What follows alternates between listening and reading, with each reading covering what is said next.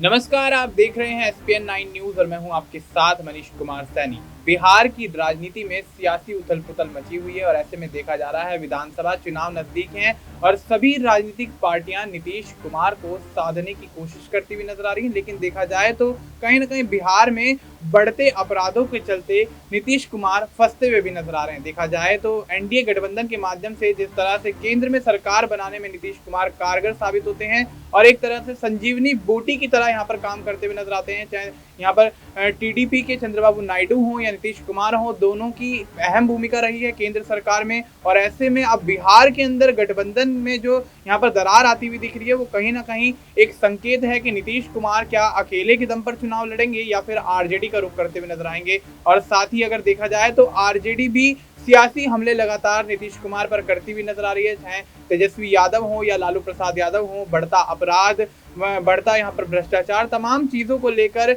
नीतीश कुमार पर निशाना साधने में पीछे नहीं रहे हैं। लेकिन अब सवाल बड़ा यही उठता है, क्या नीतीश कुमार अकेले के दम पर चुनाव लड़ेंगे और दोबारा से सरकार बनाते हुए नजर आएंगे? क्या 10वीं बार सीएम की गद्दी पर काबिज होते हुए नजर आएंगे? इस पर तमाम चर्चा जारी रहेगी। हमारे साथ माही मौजूद है। माही, बहुत बहुत स्वागत है आपका।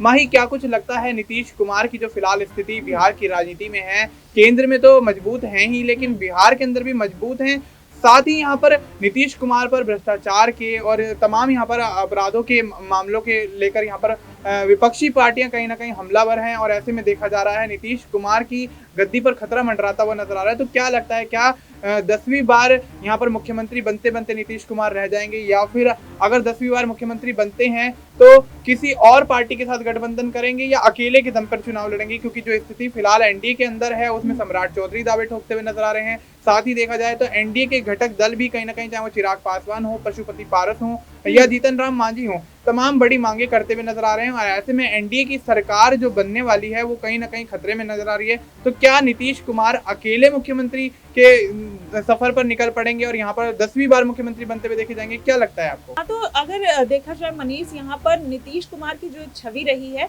वो बेहद बेदाग रही है, क्योंकि आप उनका राजनीतिक कैरियर देखेंगे, उनके बेटे निशांत जो हैं वो राजनीति में नहीं आना चाहते। आखिरकार नीतीश कुमार इतना बचाएंगे किसके लिए, ये बड़ा सवाल है। और वहीं अगर देखा जाए तो 10 बार जो मुख्यमंत्री बने हमेशा अपने दम पर नहीं बने हैं, अलग अलग पार्टियां चुनाव जीती हैं लेकिन मुख्यमंत्री नीतीश कुमार बन गए हैं। तो ऐसे में क्या पार्टियां ऐसे ही अपनी पार्टी में उनको शामिल कर लेती हैं? अगर उनका इतना भ्रष्टाचार और इनके ऊपर इतने आरोप होते तो क्या आरजेडी फिर से उनके लिए दरवाजे खुले रखती? इस बार उनको लग रहा है, क्योंकि उन्होंने भरे मंच से ऐलान कर दिया था कि वो भारतीय जनता पार्टी का साथ छोड़कर नहीं जाएंगे। यही वजह है कि तेजस्वी यादव अब जो हमले हैं वो लगातार बढ़ा रहे हैं। इसके पहले कुछ दिन जब तक उनको लग रहा था कि नीतीश कुमार उनकी पार्टी में शामिल हो जाएंगे तब तक उन्होंने हमले नहीं किए, तब तक उन्होंने कहीं ना कहीं ये बात भी कहते हुए नजर आए, चाचा है, रिस्पेक्ट है। तब उनको नहीं पता था कि जब उनकी सरकार में वो गठबंधन में थे तब उनको नहीं पता था कि कितने भ्रष्टाचार हुए हैं या उसके पहले उनकी क्या रणनीति थी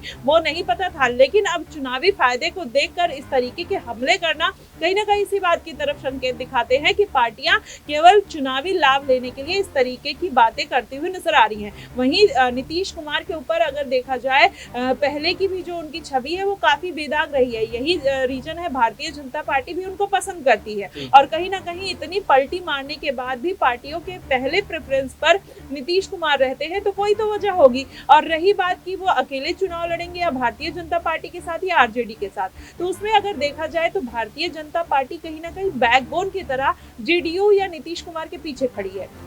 वहीं अगर दूसरी तरफ देखा जाए तो तेजस्वी यादव के साथ जिस तरीके से पूरा माहौल बनता हुआ नजर आया नीतीश कुमार का, फिर पार्टी छोड़कर चले जाते हैं बीजेपी में। वहीं तेजस्वी यादव लगातार ये बात कहते हुए नजर आते हैं कि 5 लाख नौकरियां जो थी वो मैंने दी थी, नीतीश कुमार ने नहीं दी थी। तो कहीं ना कहीं अब जो रिश्ते हैं वो काफी बिगड़ गए हैं। अब या तो फिर वो जेडीयू अकेले ही मैदान में उतरेगी, क्योंकि पिछले लोकसभा चुनाव का जो कॉन्फिडेंस है वो नीतीश कुमार के साथ आता हुआ दिखाई देगा। और इस बार बिहार की जो जनता है कहीं ना कहीं नीतीश कुमार की तरफ एक झुकाव उनका देखने को मिलता है। जिस तरीके से जंगल राज बिहार में था और उसको नीतीश कुमार ने खत्म किया, जनता कहीं ना कहीं उनकी तरफ एक तरीके से कह लीजिए झुकाव में रहती है और यही कारण है नीतीश कुमार का दबदबा सभी पार्टियों में कायम है। जी, बिल्कुल, तो अब ऐसे में दबदबा कायम है नीतीश कुमार का, तो क्या ये दबदबा आगे भी कायम रहेगा? क्योंकि जिस तरह से अब नीतीश कुमार को तेजस्वी यादव घेरते हुए नज़र आ रहे हैं, वही तेजस्वी यादव जो लोकसभा चुनाव के दौरान मंचों से ऐलान करते हुए नज़र आए थे कि ये हमारे चाचा हैं और इनसे संबंध अच्छे हैं, तमाम चीज़ों के बारे में यहाँ पर बोलते हुए नज़र आए थे। साथ ही नीतीश कुमार ने ये भी कहा था कि अगर बिहार में मुख्यमंत्री पद का दावेदार हमारे बाद कोई होगा, वो तेजस्वी यादव होंगे। लेकिन ऐसे में देखा गया कि जैसे ही यहाँ पर कवायद शुरू होती है विधानसभा चुनाव को लेकर, तो नीतीश कुमार अपने बेटे निशांत कुमार की राजनीति में जबरदस्ती एंट्री करवाने की कवायद में जुड़ जाते हैं। और ऐसे में देखा गया जेडीयू के तमाम यहाँ पर नेता या यूं कहें मंत्री समर्थन करते हुए नजर आते हैं और ये कहते हुए नजर आते हैं कि आप बेशक यहाँ पर निशांत की एंट्री करवाइए, लेकिन निशांत कुमार साफ पल्ला झाड़ देते हैं और यहाँ पर